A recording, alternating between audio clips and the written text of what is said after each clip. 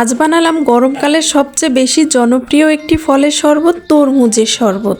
তরমুজ যেমন সুস্বাদু তেমন স্বাস্থ্যকর একটি ফল। গ্রীষ্মকালে শরীর থেকে ঘামের মাধ্যমে প্রচুর পানি বের হয়ে যায়, যা ডিহাইড্রেশন ঘটাতে পারে। তরমুজের শরবত শরীরের পানির ঘাটতি পূরণ করে এবং শরীরকে হাইড্রেট রাখে।